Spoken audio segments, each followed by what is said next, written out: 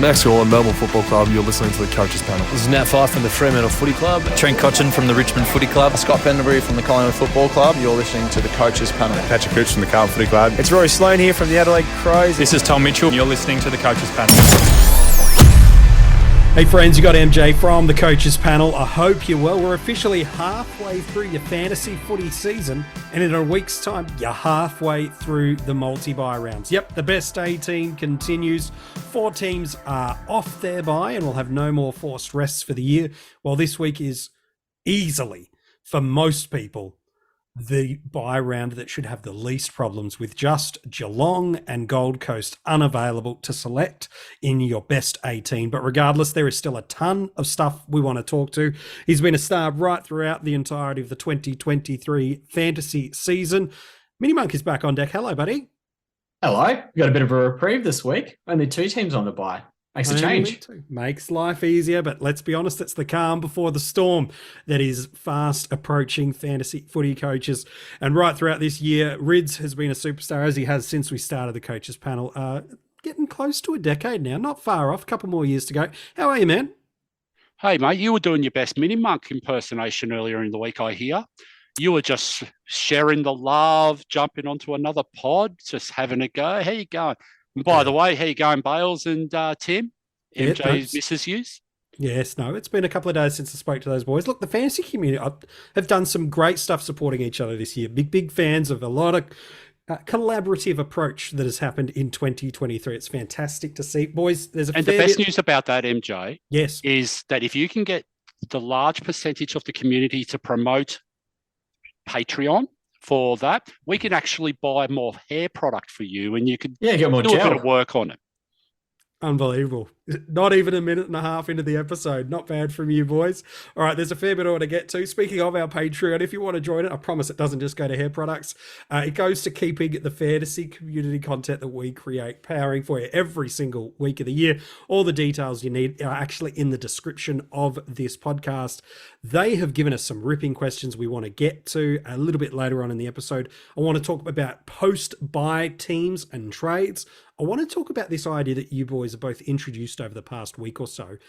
It's AFL fantasy focused, but around this 1 week play. It's kind of a real hyper broad bent, if we want to go. I want to talk about haircuts, and not in a hair setting, but in terms of maximizing cash through these next 3 weeks.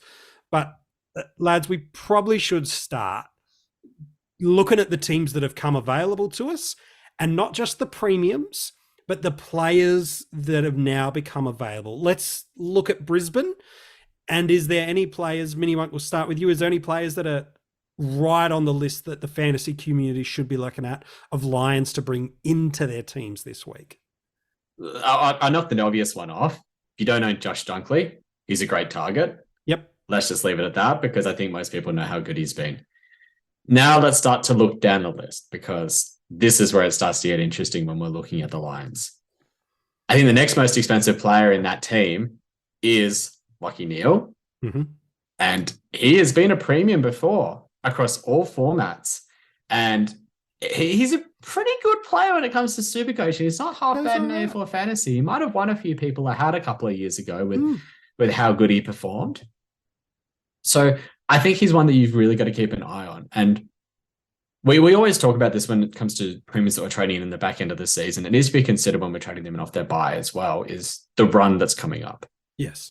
And Brisbane do have a fairly friendly run over the next few weeks. I mean, if you look at who they've got the Hawks this week, the Swans next week, Saints the week after, Richmond, West Coast, Melbourne. It's probably about the easiest 6-week run you'll ever see. Outside of a Ryan Clark date that he's got this time next week, it's as good as you get. Exactly. And so you're looking at that and you're thinking, geez, who are the Brisbane players that I want to trade into? And that's when people are starting to get a little bit more creative, because if you're looking at that run is very, very friendly for defenders. Mm. And if you're wanting to take a punt on a Brisbane Lion defender, well, Rich is back from his injury. Mm-hmm. You've got Kitty Coleman, who's very cheap because he's had a few injuries this year. Mm. It's probably the two that you would go for. But you're paying something that's priced at about, mid-60s average in AFL Fantasy, and probably similar in SuperCoach as well. It's not a huge price tag if you're looking for a value type option. Yep. And then aside from those two, there's really not much else. Mm. I mean, you've got those 4 players, and there's not much else that's really exciting about the Lions. Unfortunately, they're a good team. Just don't have many AFL Fantasy or SuperCoach relevant players, but that's okay. No, the best thing for them, what they've brought us this year is 2 of the best rookies for the year in Ashcroft and Wilmot. That's been the gift that Brisbane has been, and for a lot of teams, they're still rolling them through for the plans and structure plays they had. So, Rids, there's an interesting couple of guys I want to talk about. Let's jump off Brisbane because, again, all 4 teams have options for us, but Brisbane probably have the least that we want to spend some time on because, like you said, Dunkley, we've got Neil should be a target for everyone, and that's regardless of his price point. It's that run after the bye was meant that he was in there. Go back and listen to the 50 most relevant. We highlighted that in the preseason. But Rids, talk to me about the Swans because specifically, let's start with Jake Lloyd. Flying under the radar, definitely outperforming his year last year. A matchup against the Saints is this year historically a really good matchup for defenders. Is Lloyd someone of interest to you? He's always someone of interest. It's just how much interest, because it's like you look at the Swans. Okay, so a lot of the ball goes through Blakey at the moment. So Lloyd won't get the attention that he once upon a time used to get. Like I can remember Matt DeBoer when he was playing, he was tagging, he'd go straight to Jake Lloyd every single time GWS played them. Like. If he lived in this world, let's say Ben Keys right now, if Ben Keys is going to tag someone from Sydney, it's going to Blakey because he's just so damaging with the ball. It's ridiculous, So that's why Jake Lloyd interests me, because if the ball's going, like if the attention's going to someone else, that's when Jake Lloyd slides under the radar. He's had a sneaky good year without being amazing good. Correct. People will remember last game against Carlton, he popped 123 in AF. Yeah, I think it was like a 130 in SuperCoach too. But then they forget it's a monster score, but they forget the round before where he popped the 65 against North. So it's like, recency bias a little bit. Yeah. Hey, let's go this way. Now, that's just the fluctuations you're going to get with him. Yeah. But what we haven't seen, though, MJ, is a monster ceiling this year. No, and that's when the SuperCoach part that we worries have, but me. not in DT and AF, I agree. Yeah, so I'm talking more DT and AF at the moment. That's the part that worries me. Yeah, and that's fair I enough. just haven't seen that monster ceiling. So I'd say at that price, I would want to see that monster ceiling, the potential to get a few points on like let's say, and I know you haven't gone to Fremantle yet, but let's say Young. If you're unique head-to-head, I'd want Lloyd to have the ability to pop 130, 140 on any given week to try and capitalise that 40, 50 point on that unique head-to-head. I just haven't seen it this year. Yeah, and that's fair enough too. We haven't seen it this year, but the matchup is there for him to be able to do it this week. Against St Kilda, I agree. Against St Kilda. And that's, if you're going for Lloyd during this bye period, you have to either go this week or you just don't go him whatsoever. Because I think that's fair. After you've missed the matchup this week, there's no point going on to him because his break-even's, pretty low in SuperCoach, and AF, I think it's about a 93. Mm-hmm. But if he goes 130 this week, he's going to be priced at about 830K. And that price is about a 96, 97 average, which is about what he is for the year. So if you don't see him as a top 6 defender from here on until the end of the year, and I'm going to say he's probably just outside the mark. I wouldn't put him in that top 6 category just because there's no ceiling there. Yep. Okay. But he's probably in that, 7 to 15 range where there's a pretty big logjam in terms of the defenders in AFL Fantasy and SuperCoach in that range anyways. But you just have to pass it because you've missed when the ceiling score could have come. Yeah, exactly right. And because he got that 120 last week, that's probably enough signs to go, you know what, that friendly Saints matchup coming up, I might just take a punt because I can't decide between 3 or 4 guys. And let's be honest, and I know we haven't gone to Saints yet, Sinclair's around the same price point. But I think everyone expects Ryan Clark to go and shake his hand at the start of the game and then not leave his side for the whole game. Yep. That's where you might be able to go, you know what, I'm not comfortable trading into Sinclair this week. I'm not comfortable maybe trading into another unknown, like, say, a Young who's been a little bit hot up and down, a little bit team dependent on where he is. Sure. Okay. But someone like Jake Lloyd, he just gets the job done. I've seen a sign last week and he's got a friendly matchup this week. So it's maybe worth a time to punt and be a little bit proactive. Yeah, look, there are other swans we could look at too. Like you've already alluded to Blakey. Mills, at earliest he's coming back is next week. That's the earliest he's coming back. So I don't see anybody wanting to jump into Callum Mills until round 15. So not a play this week. No Luke Parker with that suspension. No, but with Mills, it's still a monitor. And this is one to pencil down big time because he's not a play the week that he comes back from his injury. Obviously, you want to see the recovery. You want to see his time on ground come back up. Yep. But let's say that he does come back round 14. Let's say he comes back next week. The round 15 matchup is against West Coast. Yeah, it's nice. His break even will be back to pretty neutral by that point. He'll be bloody cheap and he's got the matchup. Yeah. So if you're looking to make a midfield upgrade at round 15 and you see Mills is named in round 14, prepare to jump on then. I will just flag that now. No, and MJ, teams tonight saw a very, very important inclusion for Callum Mills, and that's Dane Rampy. Correct. Now, the reason why Callum Mills was required to go in the back line and play more back line was because there was no Dane Rampy. Dane Rampy's Mr. Fix-It back there. He plays tall, he plays small, he plays that loose man. He's the third up guy. Now that he's back, if he looks good this week and Mills gets named next week, I can pretty much say, well, we're going to see Mills in the midfield. Oh, yeah.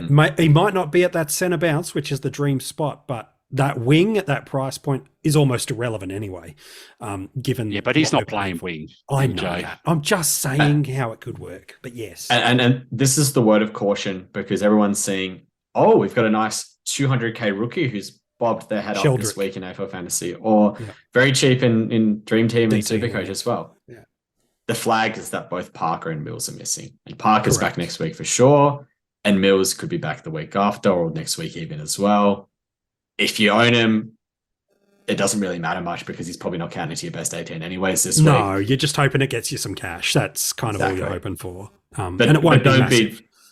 Don't be downgrading and expecting him to be there in 2 weeks' time when you need him around 14 or 15. Let this one go to the keeper. I'm staggered, MJ. And let's just go back to for a sec. I have seen some of the craziest trade-ins, to guys that are potential, like to say they're risky or iffy job security. Put some names on it to help people, because I think a lot of people are going, oh, if I get this player and they're playing, it frees up this trade and it's the premium that matters. And I understand that part of it, but put some names on it to help people let's say, let's go Mr. Mullen from the Geelong at the moment, okay? Yep. Last week, do people forget he only scored 34 last week? Do you really?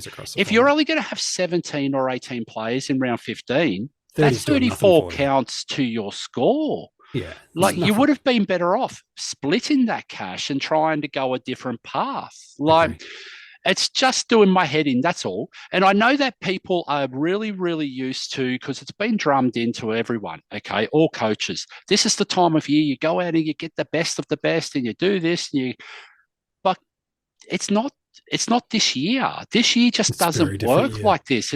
We've got many red dots, or when I say we, the majority of community, have got many red dots. We've got no cash generation. We've got real scoring potential issues of the best 18 across round 14 and 15. Correct. Like it's just not the year. We're seeing little, and we're going to talk about it later. I know that you've already highlighted those 1 week grabs, 2 week grabs, whatever.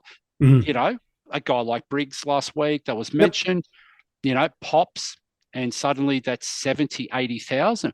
Where else are you going to get that cash if you've got red dots sitting on the bench? Let's use this week's popular trade-ins in AFL Fantasy as an example. Yeah, let's put some names. The 2 most popular trade-ins this week are Harvey Harrison and Bailey McDonald. Mhm. These are both players that have come into their teams because another player has gotten injured, or in Bailey McDonald's cases, sick. Illness. Yeah, Exactly. Who comes back this week for the Hawks? I believe Mitchell. I believe Mitchell comes back. I also think James Sicily comes back into the team as well on his suspension. Who comes back in for Collingwood this week? Well, potentially Jamie Elliott comes back. Yep. And potentially Lipinski comes back in as well. Mm.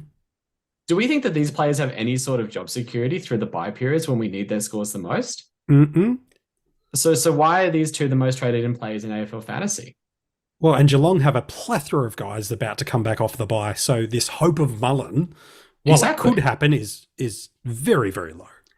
This is why, and I know we're kind of hijacking the conversation away. No, that's fine. And I'll blame Rids for this one. Yeah, you two don't listen to me anyway. That's fine. But we have to get creative in the way that we're going to generate cash to finish our teams this year. We do. It's pure and simple. And it's all well and good to get the sugar hit this week and get the player who's coming down and it's got the low break even and might generate 30K this week. But what are you going to do the week after when they're dropped or not playing and you don't get the score on field? How are we going to cope in round 15 when the red dots are all there? All your premiums are on the buy. And, potentially some of those premiums have dropped cash from now. So you can't rotate them to another premium even if you wanted to. Yeah. And the thing that I'm really weirded out by as well, was people haven't quite clicked or understood the 5 price cycle. In AF, you're talking about? In AF. Yeah. So it's totally different to the way that DT and SC works, Which because we've got a 3-round rolling average and then it goes through there. And then one rolls out, one rolls in, and that's where the break-evens come and so on and so forth. Correct. It's actually weighted in AF across those rounds, those cycles. So it's like people have missed it. So if someone comes out and pops okay score, let's look at Harvey Harrison, for instance. He popped what was it, 55? 50 odd? 54, yep. Yeah. And he made what, 20,000? Yep. And so if he's not in the team this week, how are we going to, what's that 20,000 going to be good for us? Oh, basically nothing. And we were talking about, only a couple of weeks ago, we talked about Bailey Humphrey. We've talked about Dylan Williams. We've talked about Josh Weddle. We've talked about quite a few of these guys who are 300, 350,000 in AF that are normally taboo. You don't pay up that much. That's too expensive for a rookie. But guess what? All the other guys are in, out, vested. Like, they're not generating cash. You don't have the bench cash. Like guys like JVR, guys like Pedler, guys like Chandler, they were godsends. But what did we do? We actually culled them early and brought in a red dot to use that cash to go to the top of the line that potentially is not actually top of the line anymore at times. Yeah. So, and this is where we get really, really caught out at times. So we just got to be careful, yeah? I want to come back to the Swans in a second, and specifically, Rids, keen on your thoughts around Goulden and that round 15 buy. I know a lot of our followers are Goulden owners, but I want to come back to that. But I want to pivot away to Fremantle to a second while we're talking about these red dots and cash generation and potentially paying up. Matt Johnson from Fremantle, and MiniMonk, I'm keen to get your take on this.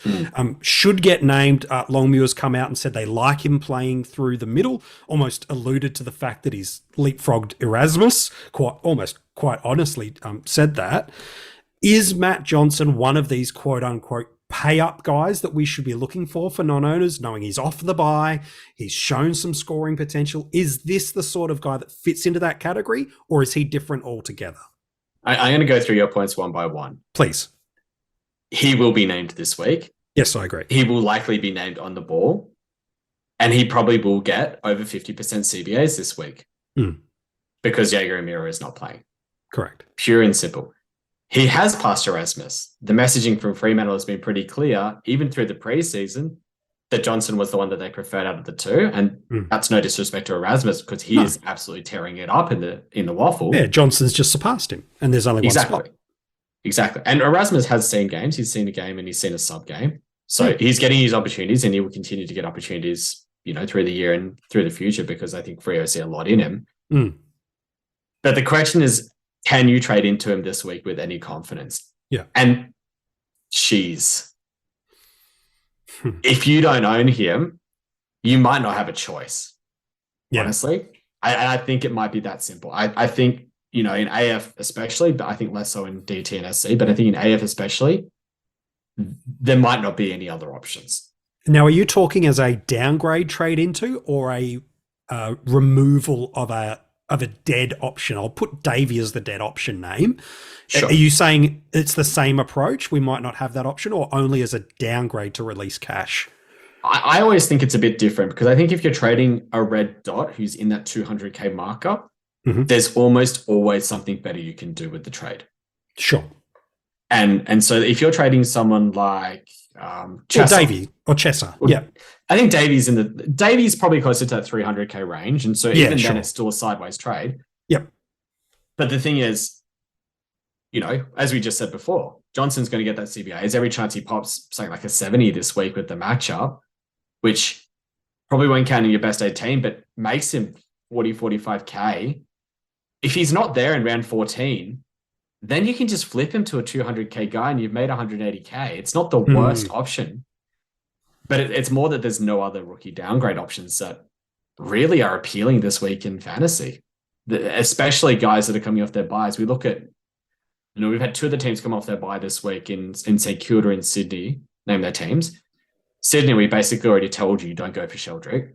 St Kilda, the one that might have piqued some people's interest is Windhager, but you probably want to see it a week because of how the Saints have treated him so far through the year. Yes. I don't expect Freo to be naming any debutants. There's an outside chance they name SuperCoach this week. Sure. But even then, he's gone by the time Sean Darcy comes back into the team. Yep. And, I'm pretty confident that Brisbane aren't going to be naming anyone to debut either. So you're one of your rookie who's coming off round 12. Johnson's basically your best bet. Well, in fantasy, and in SuperCoach, there's a guy we'll get to in a second that's under that 250k range I want to get to. Yes. Well, even in AF though, MJ, and let's just look at him, and I'll mention his name because he's not Voldemort, but Fife, okay? Yeah. He's actually only 100,000 more than Johnson. Yeah. But the problem is his break-even's 77. So you've got time to actually sit there, see what role he's got, see if they're actually going to push him into the midfield, see what it looks like, because there is no Amira this week. Correct. So you do actually have a week that you can actually sit there and go, you know what? I might go jump into him next week if he pops, because that's when 150,000 on a Davies head will get you a Nate Fife. That's actually not a bad play. Yes. Johnson, however, has got a low double figure break even. He's going to make AF you it's cash. 14. Yeah, so he's going to make you cash.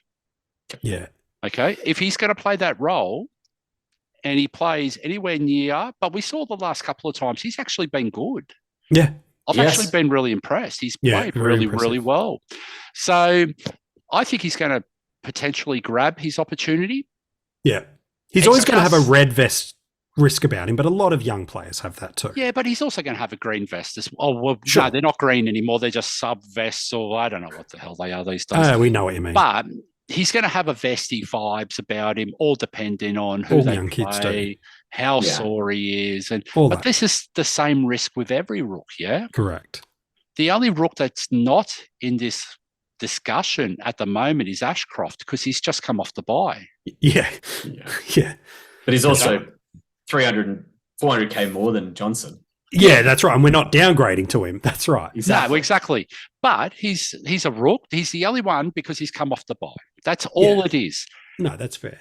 And in 3 weeks' time, 4 weeks' time, if he's sore, it doesn't matter how much he is. Oh, he's done his job by they will rest him again when they can in game. There's no problems with the vest. Of course. So there is potential Fife, but he's not a this week play. So it's only Johnson. Yeah, in DT and SuperCoach, it might be a little bit different, but I agree.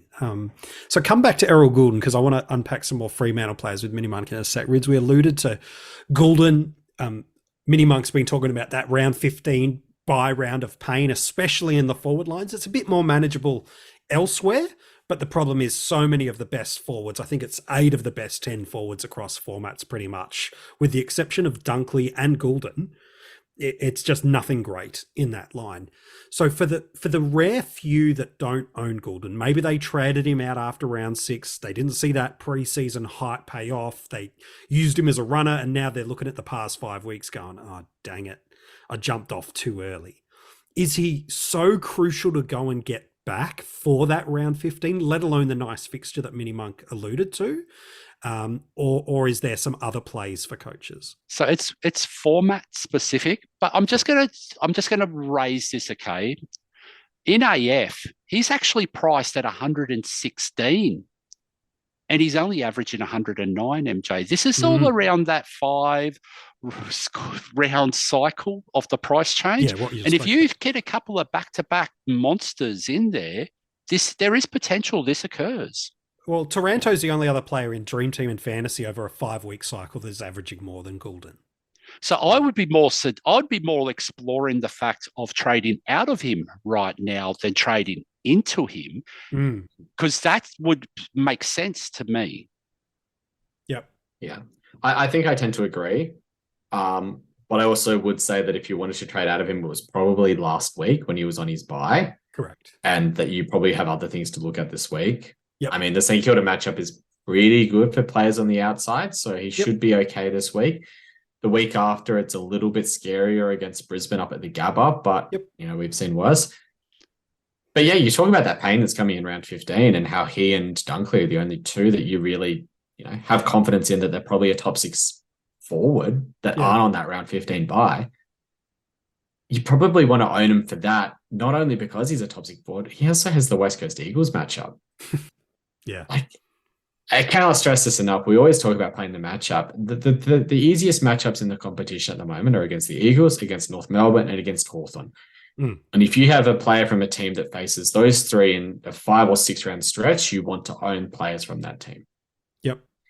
So you probably want to own him for that. And then later on, there's a few other nicer matches as well. I think in round 16, he's got Geelong, which is a bit of a trickier one. But then Richmond in round 17, he has Richmond, which isn't bad either. He has the Dogs in round 18, which is good for outside players. And then round 19, he has Fremantle at the Optus, which is, again, a ground that's suited for outside type players, which he is. So if you're looking to trade him out this week, you probably want him back by round 15. So you need to plan for that. And if you don't own him, you need to plan to buy him probably at that round 15 matchup as well. Now, I wanted to go to AF because I don't think it's a play in DT or SuperCoach trading him out. Okay, you just absolutely stick him. Okay, but AF potentially it is because we got too many red dots. We just can't find ways of generate cash.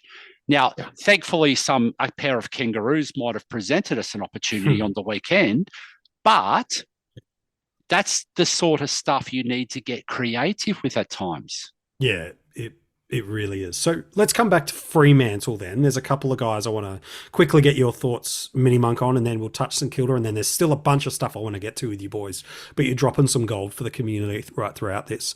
Can we talk to me about Brayshaw and Sarong?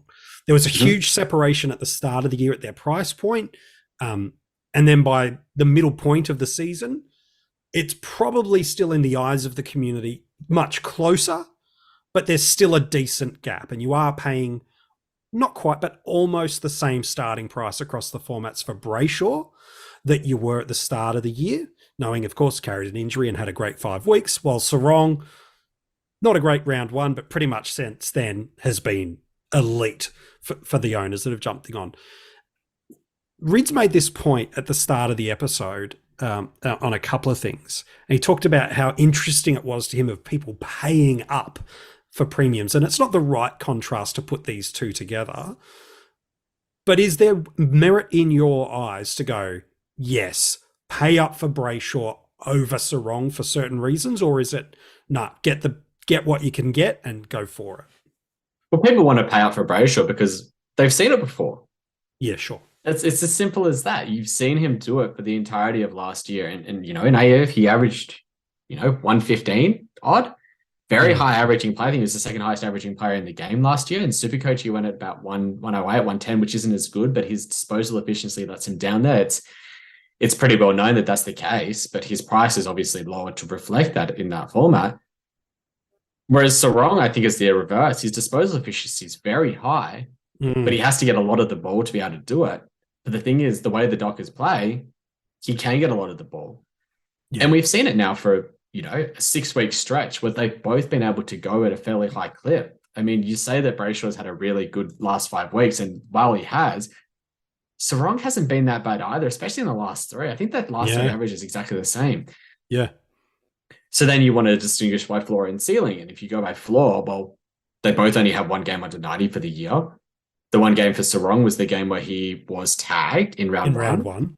Yeah. And the 1 game for Brayshaw was the game where he looked the worst because of his knee, and he basically didn't touch the ball in the last quarter against the Suns.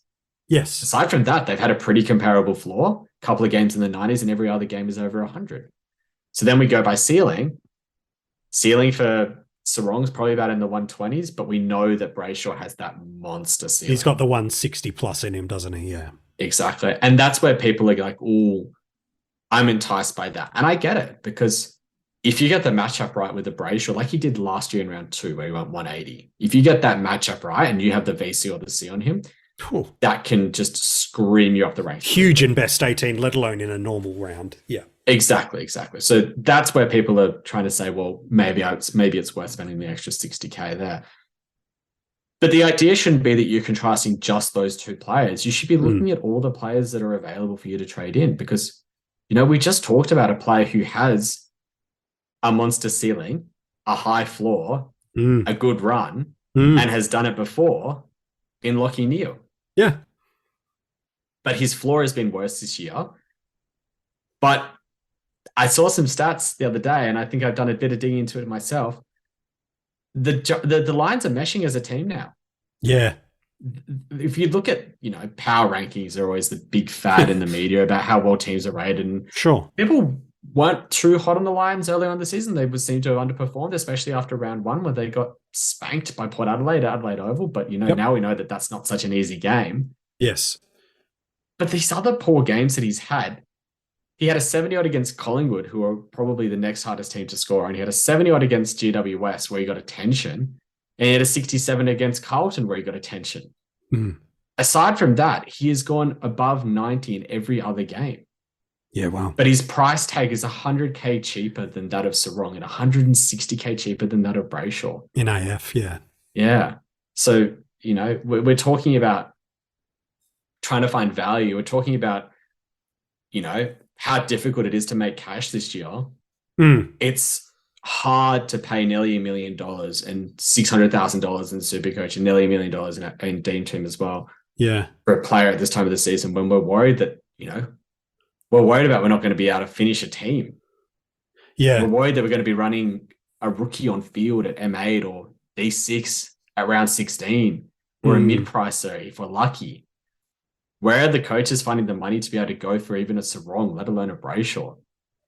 It's a really good point. So Rids, MiniMonk's brought up some really nice points. I want to move to St Kilda, because we've talked about pedigree and history and matchups and all these kind of things. Yeah, there's going to be a name that you mentioned right now, and we're going to have the same conversation that we've just been having for the last 10 minutes. So why are people not looking at Jack Steele then?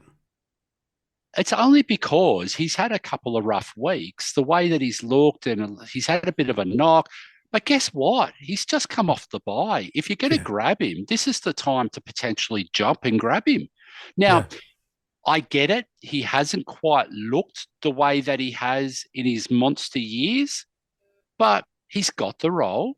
He knows how to find the ball. He knows how to football. This boy knows how to football.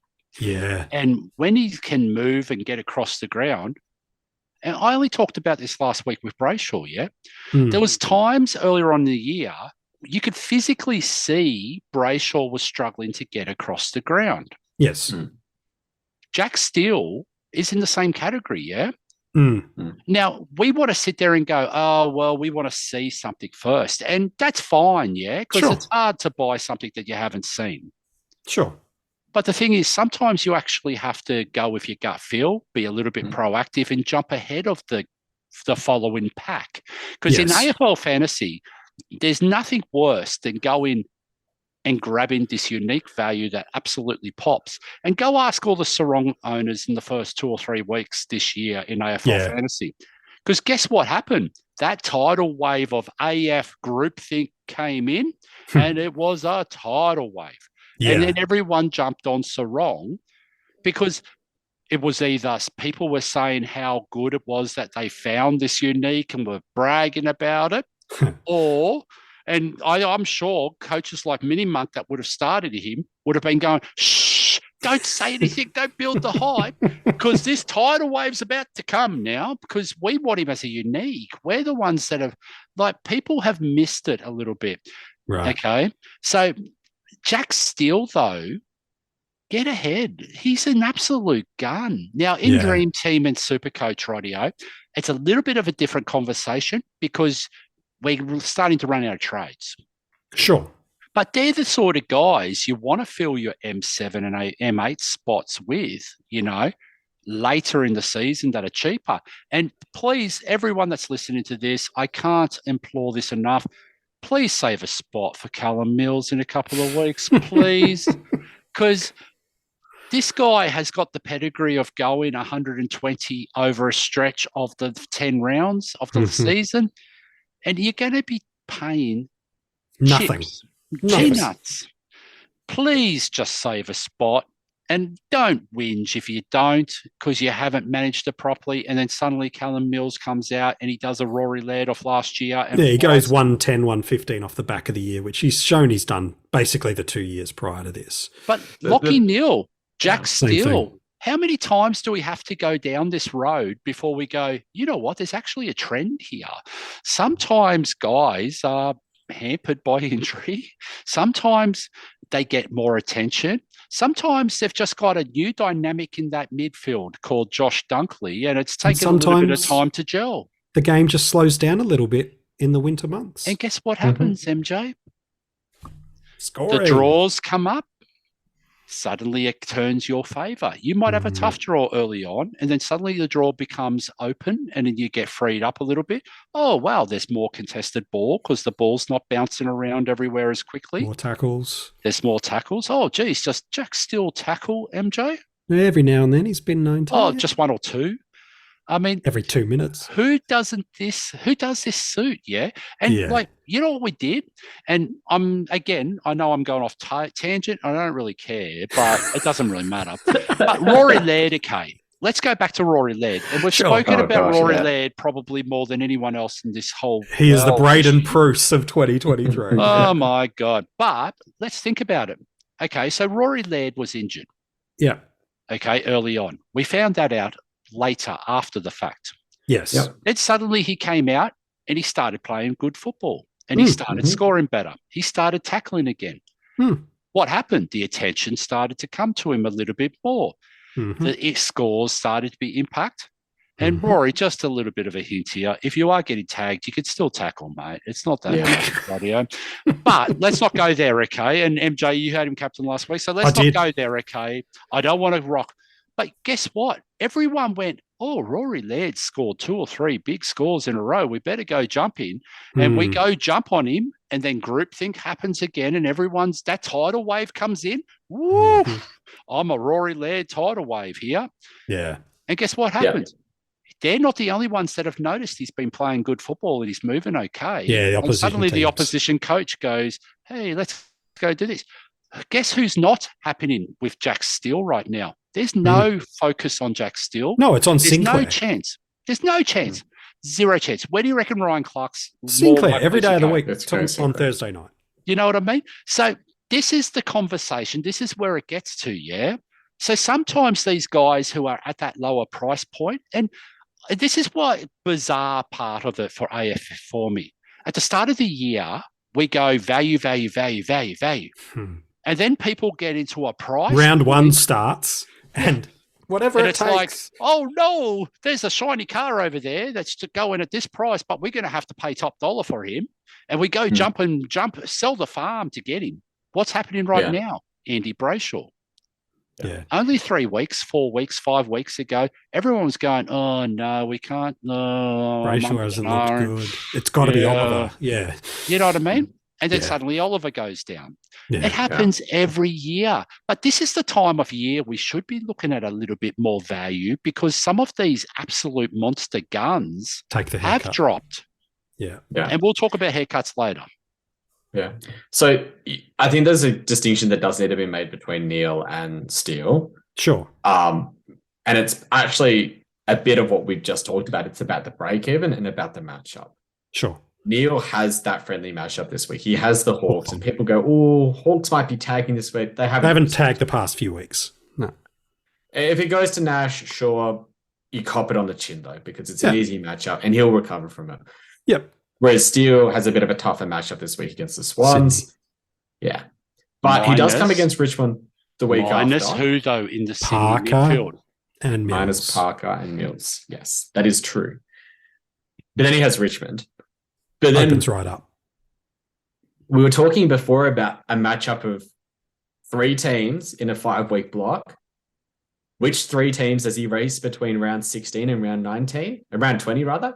He faces all of West Coast, 16, North Melbourne, a 19, and Hawthorn. 20. He's also got Melbourne, who are historically a really good matchup for inside mids too.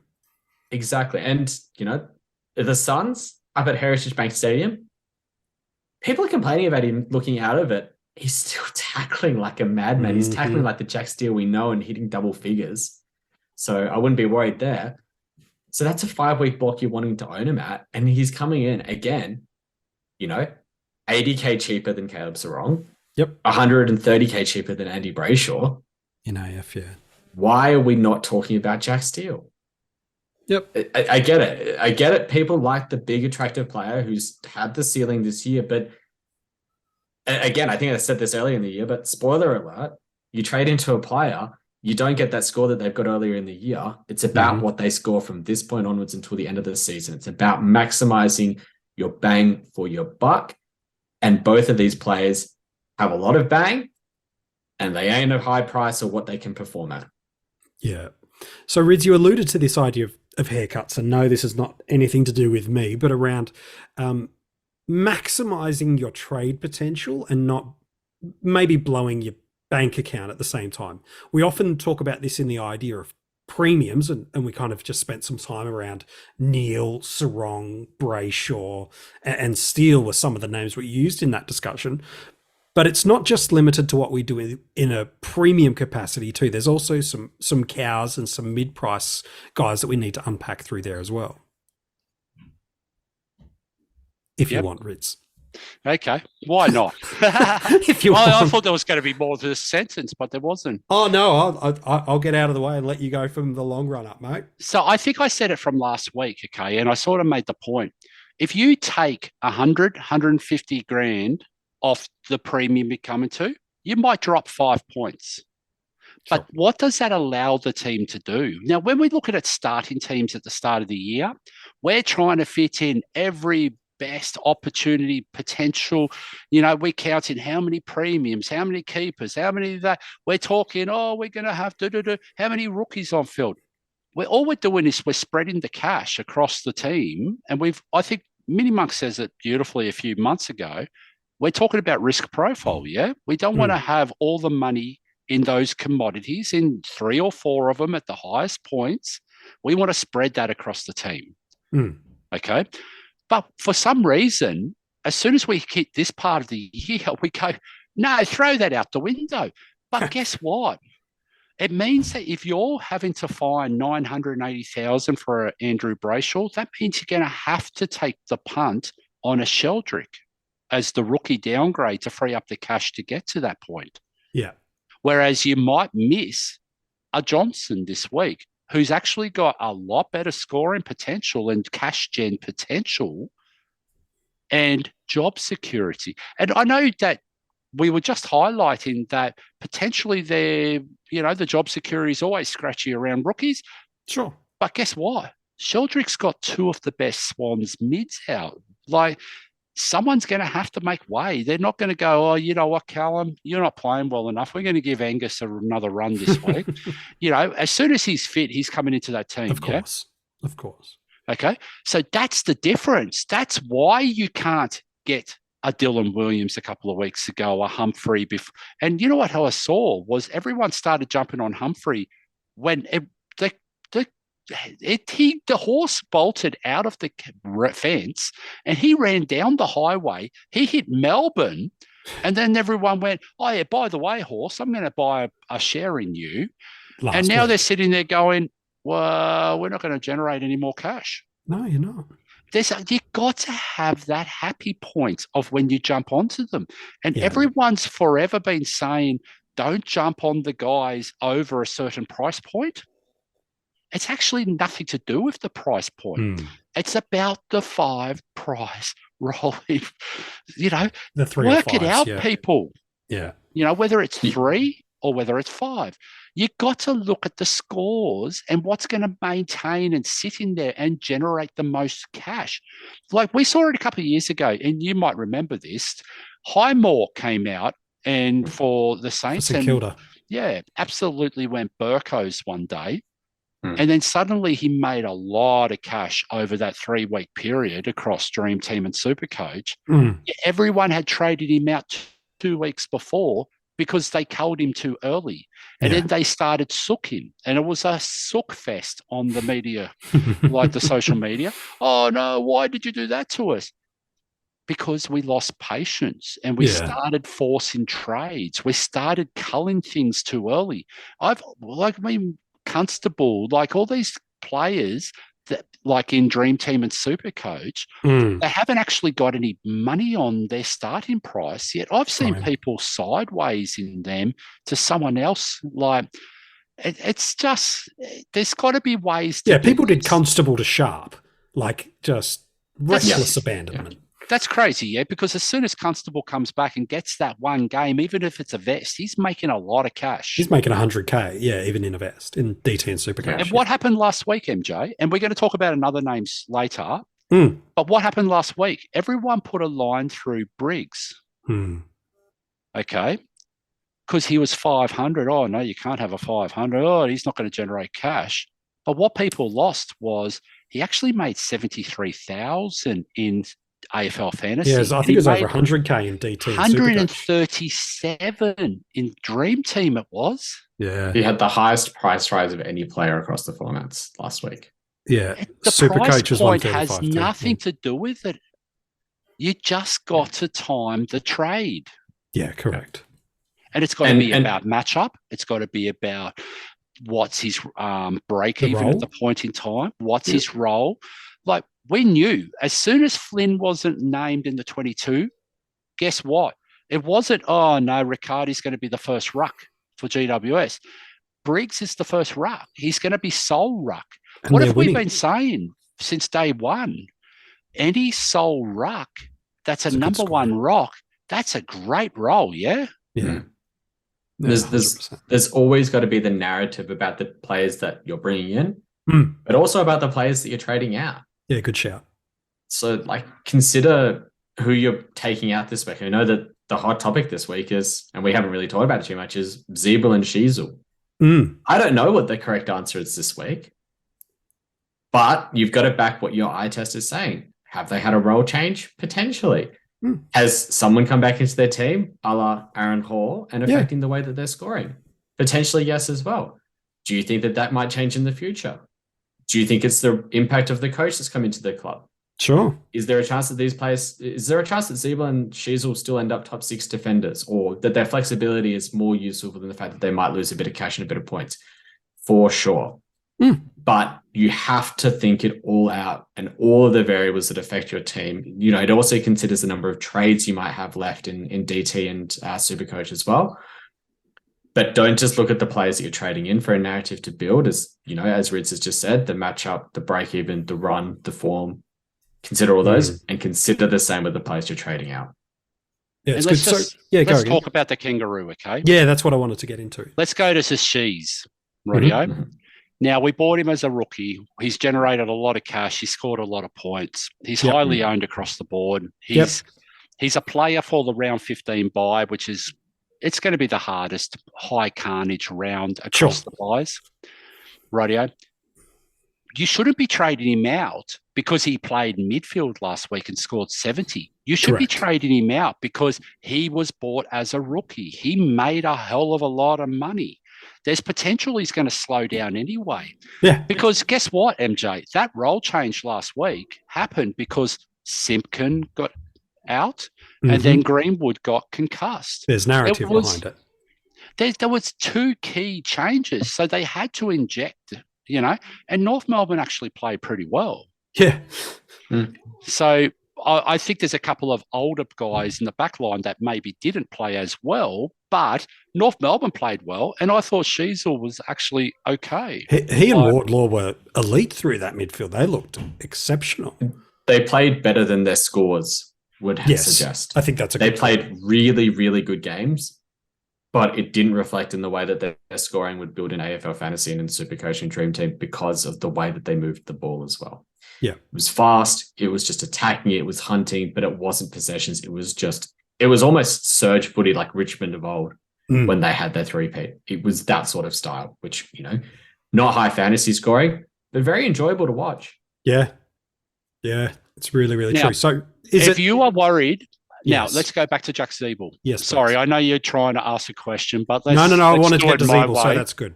Let's do it my way, not your way. Yeah, it sounds like a normal podcast. Jack Ziebell, okay. If you think Aaron Hall's impacting Jack Ziebell, you're not watching the game.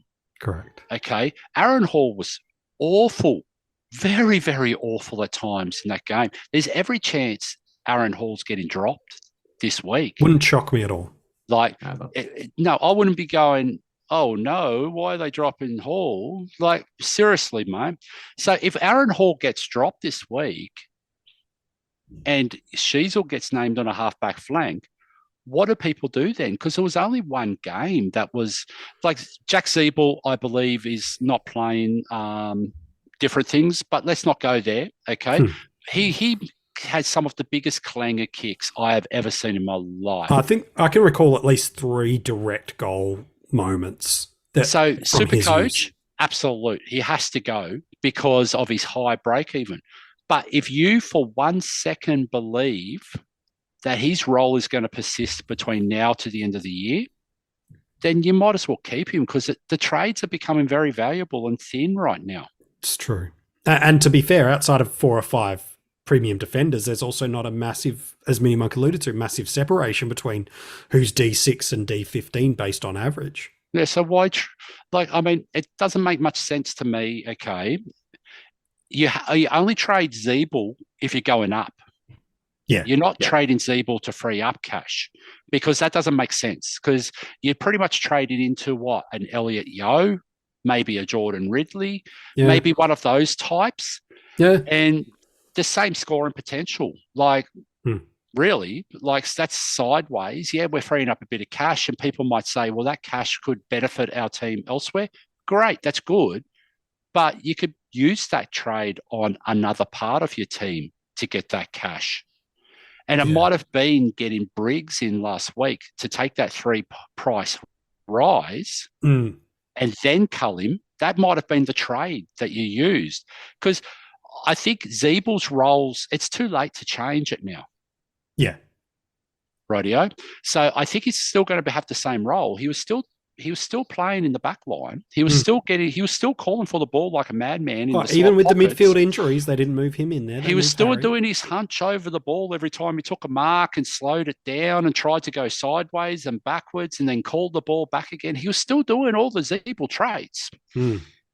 It's just in SuperCoach, his break-even's got to that point where if you can move him and you don't own a Dawson or you don't own a Stewart or you don't own any of those big dogs that you were talking about, Dacos, Sicily, those guys, he might be the avenue to move it, and it takes a bit of pressure off around 15 at the same time. Yeah, fair enough too. You both introduced this idea that I think feels quite new to the fantasy community last week, and we're going to hit our Patreon questions in a minute, but you both introduced this idea that's very AFL fantasy specific only, and it's more due to the narrow opportunity of trades. In Dream Team and SuperCoach, they're limited. They've got high value, and they're valuable in AFL fantasy too, but through the buys, we've got 3 a week, and you can make moves a lot faster to make some money. It's this idea of the 1 week trade. And Rids, you unpacked for people to save them going back through the podcast last week. You talked Briggs was an example. Greenwood was another, where it was you get the 1 week benefit of that scoring, both matchup, break even, all those elements, and then you move them on. Now, Briggs is potentially an AFL fantasy more than a 1 week hit if you're a Darcy owner, and that's how you got there. So I'll put that caveat. But for most that have a Marshall and English combination, that they've now got 600,000 sitting on the bench if that's their 2 rucks for the next 2 weeks. So that's why it was a 1 week play based on those matchups and those variables. Yep. So my question to you is this. Last week it was Briggs and it popped. Another was Greenwood and looked like popping till one unfortunate knock. Are there some guys this week that are just the 1 week option, and then we need to be disciplined and move them on? Again, Briggs, Ben just so Keys. people hear it correct. Ben Keys. Let's get to Ben Keys. MJ. Yes. Ben Keys. Okay. I want your thoughts. I just want to clarify the Briggs things before people get annoyed. Outside of Sean Darcy trade, it was a 1 week play. If you went via Sean Darcy, I have no problem with it. But if So you're worried about people getting cranky and annoyed? No, I'm trying to giving- make a point, and I'm getting annoyed and cranky. All right, And you Ben just keep Keys. going, blah, blah, blah, Darcy. Ben Ben Keys. Why is he a 1 week AFL fantasy play? He plays West Coast this week. He's been playing a lot of midfield. His break even's low. He makes 50,000 if he scores 94 in Dream Team this week. 50,000. Guess who's not making 50,000? Your red dot that's sitting in your team. Where are you going to get the cash gen from? These are the ones that you really need to think. Now, why is he a 1 week play though, MJ? And you alluded to this beautifully, and I was annoyed at you for doing this, but you did it on Fanatics the other day. Yep. And you alluded to it, and you made sure you can give the call out. Go do your job. Well, one, he's on the bye, but then second round 15, Nick Dacos. He's tagging Dacos.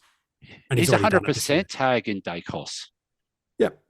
So he's After a 1 that, he week might play. not, but definitely in round 15 he is. Yeah, but we're talking AF. Yeah. So we're talking about a 1 week play. Into the Dream bye. Team and SuperCoach may be a longer play, Sure. but AF 1 week play. Yeah. Grab the You're cash and doing run. this because you can swing a Rory Atkins to a Ben Keys for almost, 50,000, 60, I think you 70,000? make about 100 and something K off Sheezel and Ziebell too. Let's just look at Sheezel. Sheezel to Keys. If you're doing a 1 week play, you're banking good money out of that. And then And you're making- making 50,000 if he scores 95. If he repeats last week and 120. goes 120, you're starting to get to Briggs territory from last week. Yeah. That's You why want another? it's a 1 week play. Yeah, give us another. Riskier one. Sure. That's one that's there. Callan Ward. Oh, yeah. Who's Yep. he played this week? North Melbourne. Who's out for North Melbourne this week? Simpkin and Greenwood. Greenwood. What's his break even this week? 16 in AF. Whew. He gets a 75 and 80. He goes up 45K. It's there. He goes a 90. You potentially hold him for one more week and he goes up another, 40K as well. It's a risky play Oh, yeah. because we don't know when Kelly's coming back. They might choose to not risk him before his bye, which is fair enough. So monitor team sheets. But again, it's there. The other one that's there is Will Phillips. Yeah. It's the same game. But again, the opportunity is there because they're missing 2 midfielders.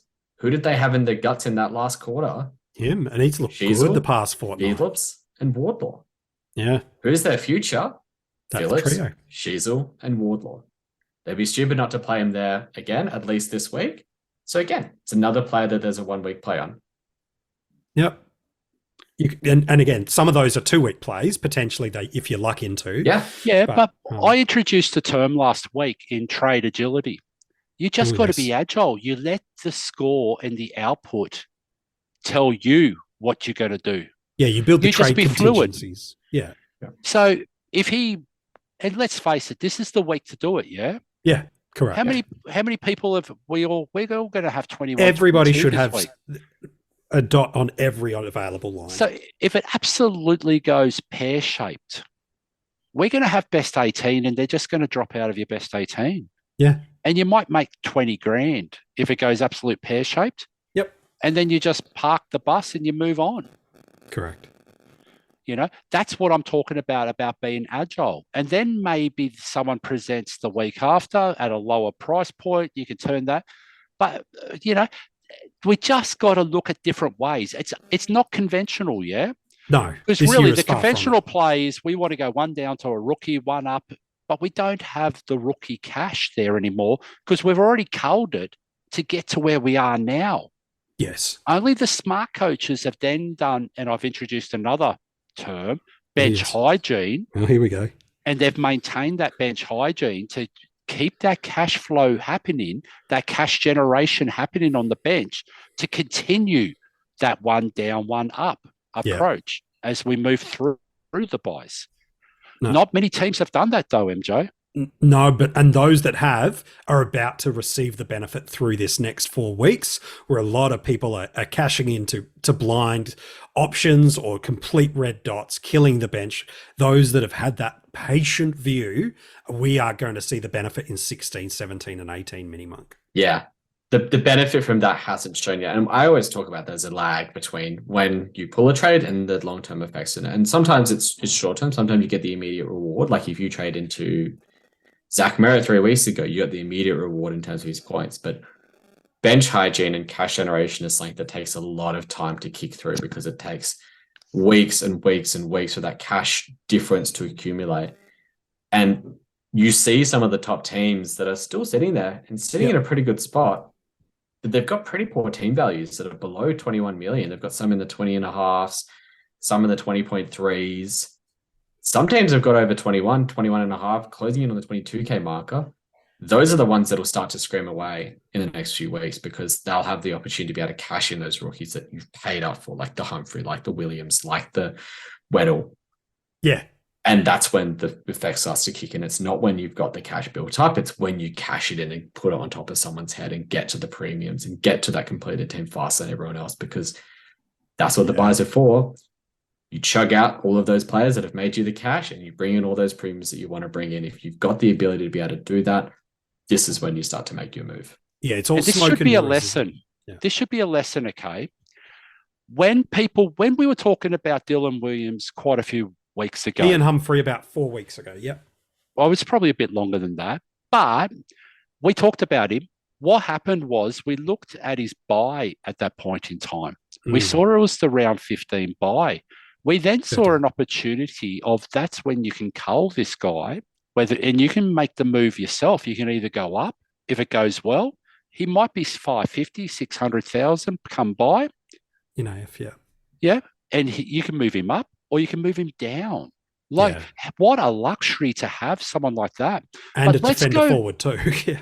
Exactly. But let's have a look at a couple of other names, MJ. People have culled these names. So I think Cowan is potentially coming back this week, maybe next week. Wouldn't shock me. There's only 120,000 on his head from when he started or whatever it is, because he started a little bit higher, didn't he? 250 or something, 240. So we've only got 80,000 on his head, but we've culled him, and we may have culled him for a 200,000 player. Look at an Angwin. He's already gone up 111,000 since he's debuted, since he's gone up. Sometimes we just got slow grinds. We got guys that are going to be a slow burn. You don't want to get impatient and kill these guys because Miller Bergman, another perfect example. He's round 15. Angwin's round 15. Williams is round 15. Guess what smart coaches potentially could do here? You can actually go down to 200,000, kill a spot in your team, post buys now, and then use that on the top of two other guys and actually bring in two decent players. Hey, you know how you were saying to MiniMonk and then me earlier about the shush, shush, shush? You're getting a little bit of shushy from me and MiniMonk right now, mate. But let's be honest, we're about helping the community, not just about helping ourselves. But I'm just giving options. I would much prefer, like MiniMonk, MJ, we've all been around for a little while. We would much prefer to go get the big dog every single time we upgrade, yeah? Sure. Absolutely. Sometimes the circumstance and the situation requires something else. Requires something slightly different. Yeah. Sometimes it's that really true. little chip. Think of a Jack Ziebell game. Chip. Just make your way there. That sometimes that Himmelberg actually, against North Melbourne last year. Just sometimes it just chip, and then suddenly it's like you start seeing the rewards after a short period of time. Yeah, I like the Ziebell call. I'm a big fan of that. You found a nice way to bring him in. I've just had a quick look through some of our Patreon questions, and the good news is they're like Fife-related questions, best downgrade-related questions. Who are the cows to target? You lads have brilliantly worked your way through all of Corey's, Peter's, Ray's, Ian, David's, Peter again, Corey. You've worked your way beautifully through, I think, pretty much all of their questions except one, MiniMonk. Yes, except one, which is from Peter, and he's asking about Luke Jackson. Yes, And let's talk about him, given that you're the Freo man of the podcast. Longmuir said 1 to 2 weeks away. What's your take? Does that make Jackson a play or not a play? Look, he's talking about the issues associated with Gawn and how Gawn hasn't exactly worked out. And look, Gawn didn't get the DPP. It's unfortunate if you need to get a forward DPP in. It's, you're probably between Luke Jackson and Darcy Cameron. I think if it's DT, you're going to Darcy Cameron. Sure. I think if it's AF though, look, it's a play. Is it a 1 week play? It's probably not a 1 week play. It's probably a 2 week play, and you're praying that you can unload him at round 15 because I think the ruck matchups aren't too bad. He's playing against Nankervis this week, and then he's playing against Brigg the week after. But then he's got Draper in round 15, who is a fairly restrictive ruck. So if you're doing it, you're hoping that Darcy is on that 2 weekend and not the 1 weekend. Yes. I'd be more interested if Jackson was a lot cheaper. Unfortunately, Jackson's had he's had a good couple of weeks. For lack of a better word, he's had a purple patch. And he's been playing very, very well as a key forward and a player that roamed up the ground. And that means his price is reflective of that. If he was, mid 500s, even low 600s, I'd probably consider it. But, at 700K, I think I would rather save the money and just go for Darcy Cameron. Admit that you're probably going to have to buy in round 14, but at least have the player that you can ride until the end of the season, because I think there'll be coaches that'll be happy riding with Darcy Cameron at F6 in limited trades for the rest of the season. And I almost think that he even in AF, you might be too. AF. Yeah. Exactly. Because that flexibility could be invaluable. You might have a couple of trades that you're wanting to do later in the season, and being able to flick him into your ruck line to cover for a week can allow you to do that. So it's almost like taking a haircut somewhere might be able to help you a little bit later on. Absolutely. Although you've know all about the haircuts, don't you, MJ? Oh, he's changed, Rids. At the start of the year, he was all nice and meek, and he's spending too much time with you, Rids. No, Meek's the ruckman. Yeah, oh, kid out.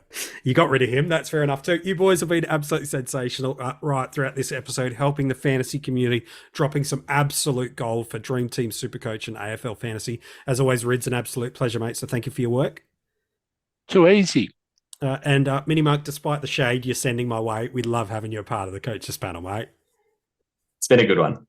It has been a good one. If you want to go and check out an article that I dropped at coachespanel.tv this week about some of the guys I've listed as potential trades off the buy, it's online for you now, coachespanel.tv. If you want to become a Patreon, there's a bunch of different rewards and content pieces that you can get. The description link to join our Patreon is in this podcast. And if you want to get a round review episode, it's from me, where every single game, every single round I recap. From a fantasy perspective, you can get that in 2 ways. You can join our premium tier of Patreons for $10 a month, or you can become a Spotify subscriber for just $5 a month, and you will get those podcasts as well as our off-season keeper ranks from Kane and myself. So plenty of ideas of how you can get more content from the coaches panel. You can find all the links for that in our podcast description. Good luck this week, round 13. It should be the easiest for us to navigate, but the moves you make this week could set you up for success or accidental failure in 14 and 15. We hope it all goes your way. Until we chat to you next week, good luck, and we hope you have a fantastic week of fantasy.